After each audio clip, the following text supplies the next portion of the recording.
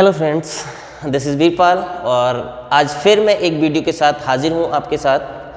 और आज हम चूँकि कल हमने जीन पियाजे पर बात की थी और आज उन्हीं के समकक्ष और उसी से रिलेटेड एक थ्योरी है वाइगोत्स्की की। वाइगोत्स्की पर आज बात करेंगे। और वाइगोत्स्की जो कि ये पियाजे के जस्ट आगे वाली थ्योरी मानी जाती है। अब पियाजे के जस्ट आगे वाली थ्योरी जरूर मानी जाती है, लेकिन हम देखते हैं चूंकि इनकी थ्योरी कौन सी है।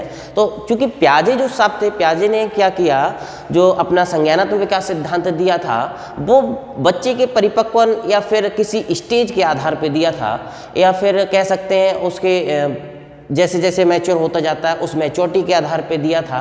लेकिन यहाँ पे क्या हुआ, जो वाइगोत्स्की साहब ने कहा था कि बच्चे का संज्ञानात्मक विकास वास्तव में एक समाज में होता है, एक कल्चर से रिलेटेड होता है। तो ये सब कुछ वाइगोत्स्की ने कहा था। तो इसीलिए इनके सिद्धांत को हम वाइगोत्स्की का सामाजिक सांस्कृतिक सिद्धांत भी कहते हैं।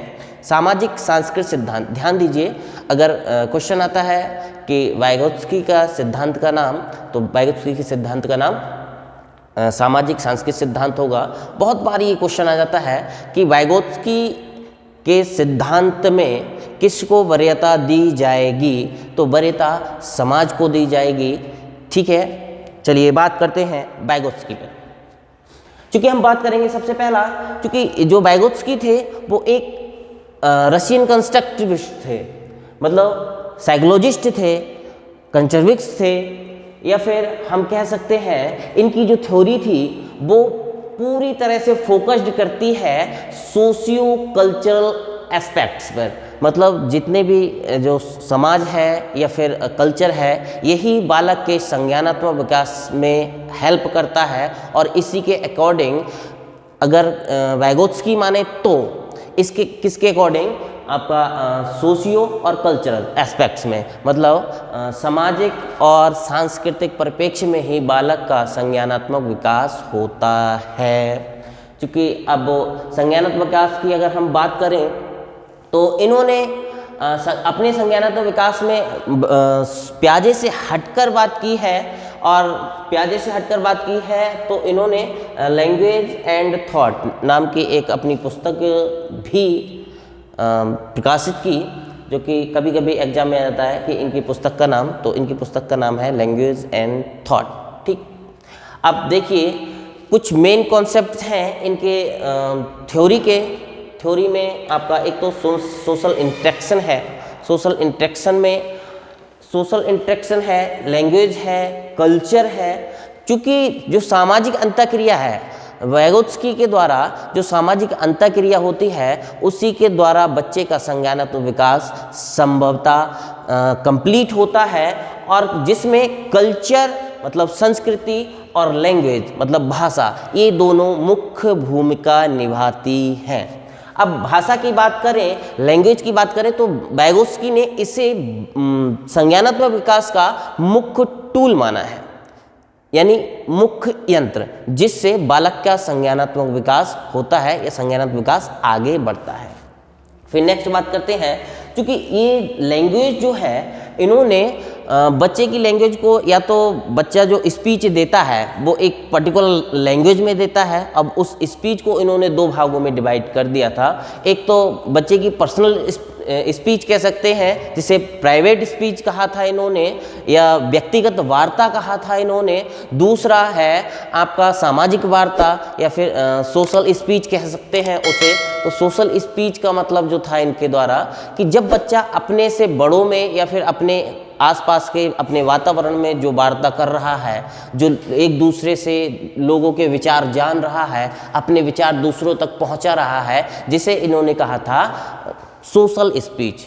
ठीक है, एक चीज़ मैंने आपको पियाजे साहब जब पढ़ाए थे उस समय पे, पियाजे की जो थ्योरी पढ़ाई थी उस समय पे मैंने बताया था कि बच्चा क्या करता है, स्वयं से बातें करता है तो उसे अहम केंद्रता कहते हैं।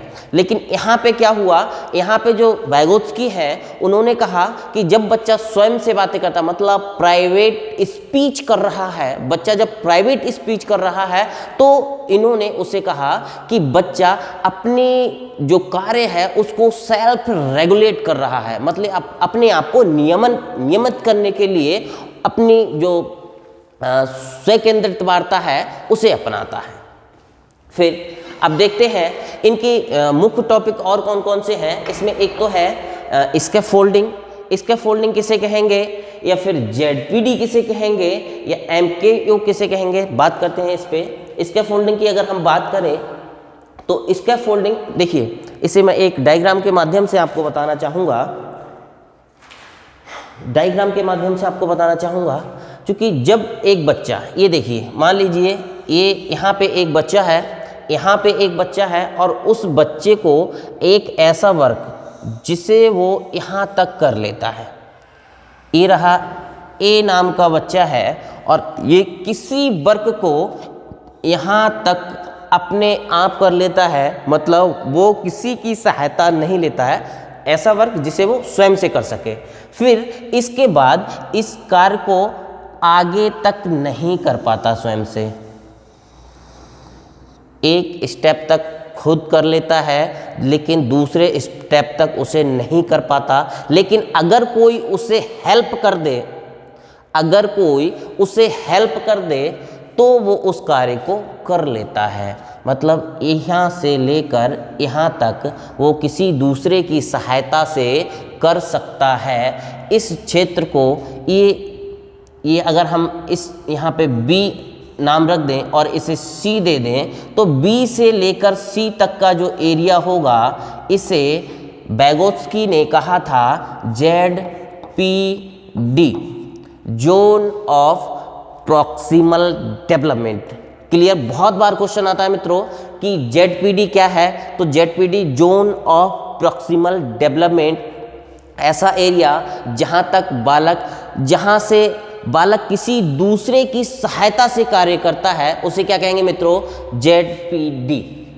अब देखिए यहाँ पे बच्चा जो हेल्प कर रहा है, मतलब बच्चे को जो हेल्प कर रहा है उसे हम बोलेंगे MKO, मतलब मोर नॉलेजेबल अदर, ज़्यादा ज्ञानी दूसरा। ठीक, जो हमसे ज़्यादा ज्ञान रखता है ऐसा पर्सन जो हमें क्या करेगा, हेल्प करेगा। तो अगर क्वेश्चन आता है कि ज़्यादा ज्ञानी दूसरा या फिर मोर नॉलेजेबल अदर किसके सिद्धांत से रिलेटेड है, तो ध्यान रखना दोस्तों बैगोत्स्की के सिद्धांत से रिलेटेड है, MKO। क्लियर हुआ। इसके बाद हम बात करेंगे ZPD। तो ZPD मैंने आपको बताया, एक बच्चा जहाँ तक खुद किसी कार्य को कर सकता है, और इसके बाद जहाँ से दूसरों की सहायता से, जहाँ तक दूसरों की सहायता से कर सकता है, तो वो जो उन दोनों के बीच का अंतर है, मतलब यहाँ से ये देखिए ए नाम का बच्चा है और वो B पॉइंट तक खुद काम कर सकता है, लेकिन B से आगे C तक किसी दूसरे की सहायता से कर सकता है। तो ये B से लेकर C तक का जो क्षेत्र है इसे हम कहेंगे ZPD, zone of proximal development. अब देखिए, अब स्कैफोल्डिंग किसे कहते हैं। स्कैफोल्डिंग, क्योंकि यहाँ पे जो व्यक्ति सहायता कर रहा था वो था मोर नॉलेजेबल अदर, लेकिन जो सहायता करने की प्रक्रिया थी उस प्रक्रिया को हम क्या कहेंगे, स्कैफोल्डिंग। मान लीजिए एक बच्चा जो साइकिल चलाना नहीं जानता है, वो कुछ दूर तक पैदल चला सकता है, लेकिन साइकिल पे ऊपर चढ़ के उसे नहीं चला सकता। हम क्या करते हैं, उसको पीछे से पकड़ लेते हैं। पकड़ता वही है जो चलाना जानता है। अब क्योंकि वो क्या हुआ, MKO हो गया, मोर नॉलेजेबल अदर हो गया, वो व्यक्ति कुछ समय के लिए उसे पकड़ के चलाना सिखाता है। क्योंकि ये अस्थायी है, वो जो उसे सहायता दे रहा है वो अस्थायी है, तो मतलब वो क्या कर रहा है, स्कैफोल्डिंग कर रहा है, जिसे क्या कहते हैं, पाड़ कहते हैं, जिसे क्या कहते हैं, ढांचा कह सकते हैं।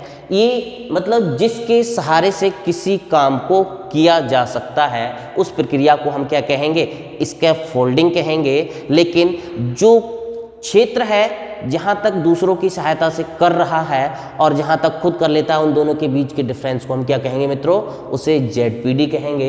ये 3 पॉइंट क्लियर हो जाने चाहिए। पहला स्कैफोल्डिंग, दूसरा ZPD, तीसरा MKO मतलब मोर नॉलेजेबल अदर। ठीक है, अब बात करते हैं भाषा की।